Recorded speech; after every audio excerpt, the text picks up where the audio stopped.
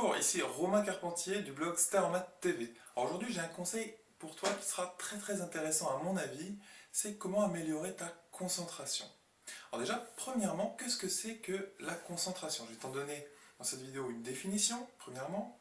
Deuxièmement, je vais te dire pourquoi, à mon avis, c'est bien de vouloir améliorer ta concentration. Et troisièmement, je vais te dire comment améliorer ta concentration. Je vais te donner une méthode en 5 étapes. Ok? Donc premièrement, qu'est-ce que c'est que la définition de la concentration? Alors la concentration, c'est quand tu portes toute ton attention, le maximum de ton attention sur la chose que tu es en train de faire en ce moment même. Par exemple, là, tu es en train de regarder ma vidéo. Si tu es complètement concentré, tu es en train de vraiment m'écouter et d'orienter toutes tes pensées sur cette vidéo. D'accord? Donc c'est ça la définition de la concentration, c'est porter toute son attention, toutes ses pensées sur la chose que tu es en train de faire en ce moment. Deuxième chose dans cette vidéo, pourquoi? Eh bien, c'est bien de vouloir améliorer ta concentration. Alors je vais te donner des avantages à vouloir améliorer ta concentration. Eh bien, le premier, c'est déjà le gain de temps. Parce que quand tu améliores ta concentration, quand tu as une bonne concentration sur ce que tu es en train de faire, quand tu es totalement pris dans ce que tu es en train de faire, généralement tu le fais plus vite. Tout simplement parce que, imagine quelqu'un qui travaille son cours de mathématiques, qui est à son bureau, mais son bureau il n'est pas très bien rangé, il est en train de regarder plusieurs choses à la fois, il est en train de répondre à ses amis au téléphone, et il est aussi en train de faire des mathématiques, en train de regarder son cours, eh bien cette personne sera beaucoup moins efficace que toi, qui a ton bureau dégagé, qui n'est en train de faire que des maths, qui a coupé toutes les sources de distraction, et donc tu iras beaucoup plus vite à apprendre les mêmes choses. Ou alors même, tu iras beaucoup plus vite et tu apprendras plus de choses que cette personne. Donc l'avantage c'est le gain de temps et c'est aussi que tu travailles beaucoup plus efficacement. Tu mémorises donc beaucoup plus facilement. Puisque tu es totalement concentré sur la chose, tu t'appropries les phrases du cours, tu vas donc beaucoup plus vite pour les assimiler, pour les apprendre et ensuite pour les appliquer en exercice.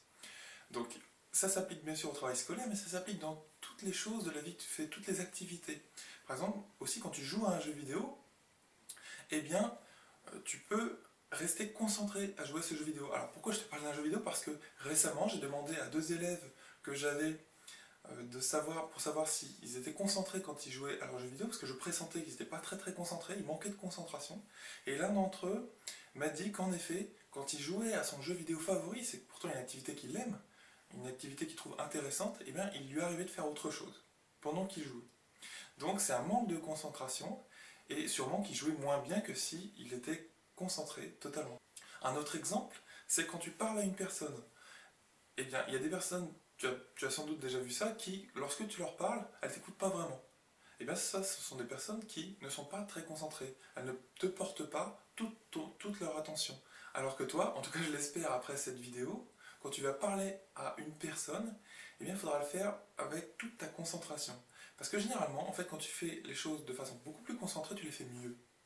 Parce que tout simplement, quand tu écouteras la personne dans cet exemple, eh bien tu lui accorderas par exemple plus d'importance, tu écouteras plus ce qu'elle dit, tu seras plus à l'écoute de son humeur, de ses pensées, etc. Alors que si tu es en train d'écouter cette personne, mais que tu es en train aussi de répondre au téléphone à quelqu'un d'autre, ou que tu es en train de jouer à un jeu vidéo, finalement tu n'écouteras pas vraiment cette personne. Ou tu le feras, mais tu le feras pas vraiment, ou tu le feras pas bien. Donc la concentration, pourquoi vouloir se concentrer? Tout simplement pour faire mieux les choses. Voilà, donc maintenant j'en arrive au troisième point de cette vidéo, c'est comment être plus concentré, comment devenir plus concentré. Alors, pour cela, je te donne une méthode en 5 étapes très concrètes. Et donc la première étape, c'est tout simplement d'avoir une bonne hygiène de vie. Une bonne hygiène de vie, ça veut dire bien manger, ça veut dire aussi bien dormir, et ça veut dire bouger un petit peu dans la journée, un minimum. D'accord? Avoir une bonne hygiène de vie, c'est aussi synonyme de santé et de moins de fatigue. Imagine quelqu'un qui mange un plat très gras à midi ou le matin, du bacon avec des œufs par exemple, ou quelqu'un qui mange plutôt léger, je sais pas, un fruit, pour te donner un exemple, un fruit, une tranche de pain, un yaourt, mais cette personne se sentira beaucoup plus légère déjà, beaucoup plus confortable, et sera plus à même d'être concentrée. Et de même si elle a mieux dormi, si elle a plus dormi. D'accord? Et aussi si elle a bougé. On sait que l'activité physique a des bienfaits qui améliorent la concentration, notamment. Donc déjà, première étape, avoir une bonne hygiène de vie, en tout cas la meilleure possible. On sait tous que c'est pas toujours évident de se coucher tôt, ou en tout cas de bien dormir, mais l'idéal c'est ça. Donc deuxième chose, c'est quand tu vas faire l'activité pour laquelle tu veux être super concentré, eh bien c'est d'éliminer les perturbations extérieures. Alors comment on fait concrètement? Eh bien si tu veux travailler ton cours de mathématiques, qu'est-ce qu'il faut faire pour éliminer les perturbations? Il faut que ton bureau soit rangé. Alors idéalement, il faut que tu aies un bureau sur lequel ne se trouve qu'une lampe à la limite, ton cahier et ton stylo. Quelque chose de très très simple. D'accord? Donc il faut que ton regard en fait ne soit pas accaparé par diverses choses qui seraient dans ton champ visuel et qui seraient à même de te gêner. Il ne faut pas ces choses-là. Il ne faut pas que des choses soient entassées sur ton bureau, qu'elles n'aient rien à faire là pendant ton temps de travail scolaire. D'accord? Donc ça c'est une première chose pour éliminer les perturbations extérieures. Une deuxième chose, bien sûr, c'est de supprimer toutes les sources de distraction. On va le voir, ça va durer juste un temps, hein, c'est juste le temps ou la durée de ton effort hein, sur lequel tu es concentré. Et pendant cette durée-là, il ne faut pas que tu sois connecté à Facebook, il faut que ta messagerie soit éteinte, il ne faut pas non plus que tu répondes à ton téléphone, il faut que ton téléphone soit éteint, possiblement. Voilà. Donc ça, la deuxième étape, c'était d'éliminer les perturbations extérieures en rangeant ton bureau et aussi en supprimant toutes les sources de distraction. La troisième chose, c'est juste avant de te mettre à ton bureau, c'est de définir un objectif le plus clairement possible. Alors, définir un objectif sur ce que tu vas faire, ça va te permettre de dire à ton cerveau, de te dire à toi-même exactement ce sur quoi il va falloir te concentrer pendant la durée. Alors, la première chose pour définir un objectif, eh bien, il faut que ce que tu vas faire soit spécifique. D'accord? Spécifique, alors je reprends l'exemple des mathématiques. Il faut par exemple non pas que tu travailles des mathématiques, il faut que tu dises je vais m'atteler à lire le chapitre sur les barycentres et faire l'exercice tant et tant dans mon livre. Ça c'est spécifique, d'accord? C'est précis. Et comme ça, ton cerveau ne se perd pas à dire oui, bah, je vais faire quoi dans mes maths, je vais faire un peu de ça, peut-être un petit peu de ça. Et ça c'est vraiment la meilleure façon de faire durer ton temps de travail personnel. D'accord? Deuxième chose, pour établir ton objectif, il faut que ce que tu vas faire soit mesurable.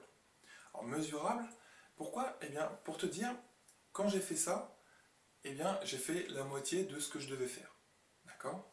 Quand tu as fait encore cette chose-là, tu peux te dire, ben là, j'ai fait les trois quarts de ce que je dois faire.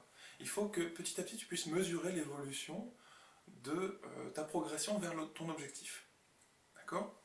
Alors concrètement, toujours dans l'exemple de quelqu'un qui veut travailler ses mathématiques, alors la personne se dit je vais travailler mon chapitre sur les barycentres et je vais faire l'exercice numéro 8, page 207 et l'exercice numéro 9, page 207. Ça c'est très précis et c'est aussi très mesurable parce que cette personne ne se dit pas je vais faire des exercices. Des exercices, tu vois, c'est un mot qui est un petit peu flou. Alors que là, en se disant je vais faire l'exercice temps et temps, mais déjà il n'y en a que deux, et donc quand elle aura fini le premier exercice, eh ben, elle se dira il ne me reste plus qu'un exercice. Voilà. Et donc pas plus ni moins. Ça, c'était le deuxième aspect pour se définir un objectif, l'aspect mesurable. Le troisième aspect, c'est il faut que ton objectif soit temporellement défini. C'est pour ça que je te disais qu'en fait, on parle d'efforts concentrés à concentration maximale sur une durée déterminée.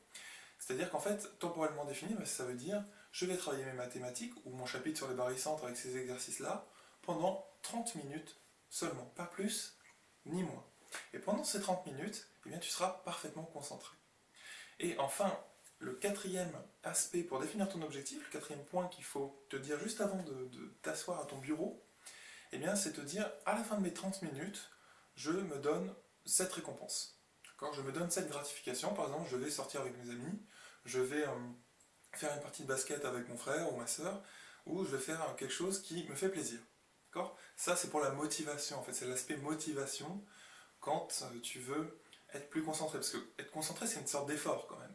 Donc il faut bien se dire qu'à la fin, une fois que la concentration ou que l'effort se termine plutôt, eh bien, il faut se dire je vais quand même avoir un instant sympathique, qui me fait plaisir. Voilà, donc ça, c'était la troisième étape pour savoir comment mieux être concentré.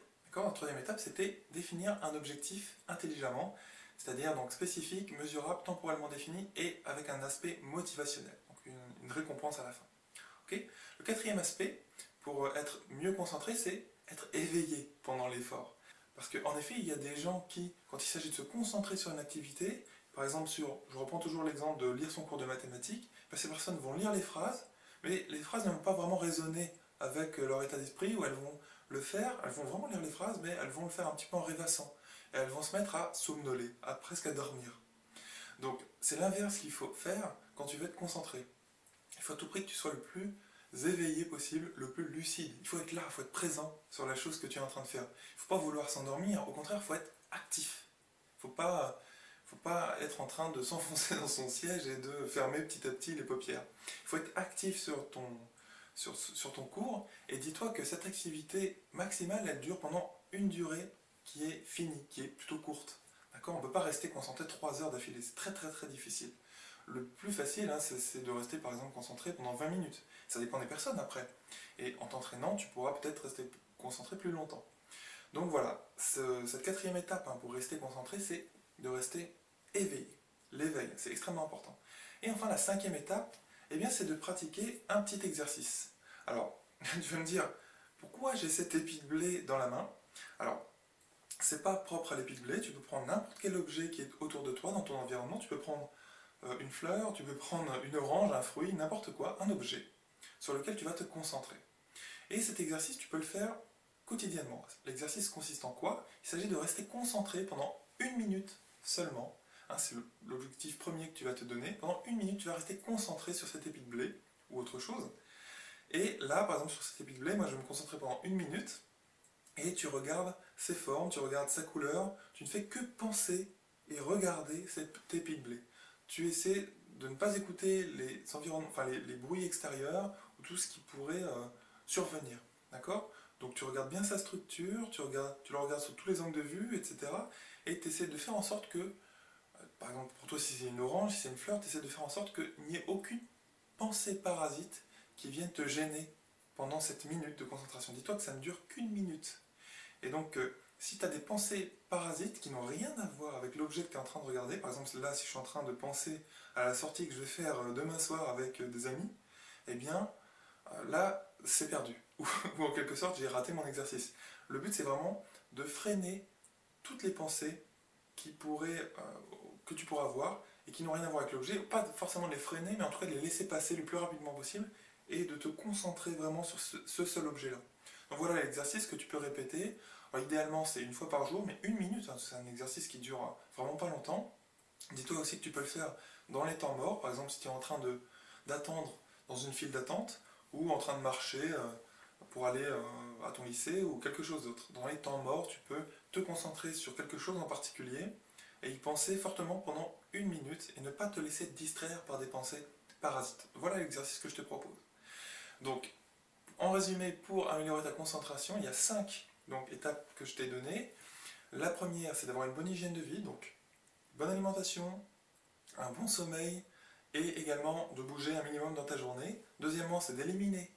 Deuxième étape, c'est d'éliminer toutes les distractions quand tu es en train de te concentrer sur ton activité, quand tu es en train de faire ton activité, de parler à quelqu'un, de travailler des maths ou de jouer à ton jeu vidéo.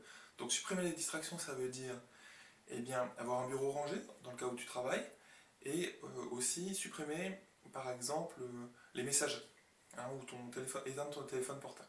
Troisièmement, eh bien, c'est définir un objectif intelligemment juste avant de t'asseoir à ton bureau, juste avant de jouer à ton jeu vidéo même, hein, tu pourrais le faire, même si je ne te conseille pas forcément de faire ça pour des activités plaisir, mais en tout cas pour des activités de travail, je te conseille vraiment de définir un objectif extrêmement précis, comme je te l'ai dit, donc qui soit spécifique, mesurable, temporellement défini, ainsi qu'avec un aspect motivationnel, d'accord, une récompense à la fin.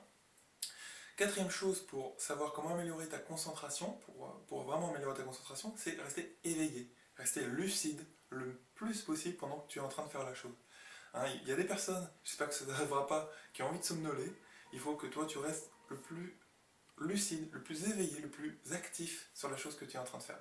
Et enfin, cinquième chose, eh bien, ce petit exercice que je t'ai proposé avec un objet qui peut être n'importe quoi, une orange, hein, comme je te l'ai dit, une fleur, un épi de blé, n'importe quoi, quelque chose sur lequel tu vas te concentrer pendant une minute et le plus régulièrement possible, soit dans les temps morts de ta journée et idéalement une fois par jour. Voilà donc pour les conseils que je t'ai donnés sur la concentration. La concentration, ça peut changer tout dans tes performances. non seulement à l'école, mais aussi dans tes études futures et également dans ton métier futur. Donc voilà, j'espère que ce conseil t'aura bien servi. J'espère que tu vas surtout le mettre en pratique parce que c'est ça qui compte. Je te dis à bientôt, c'était Romain Carpentier pour le blog Star en Maths TV.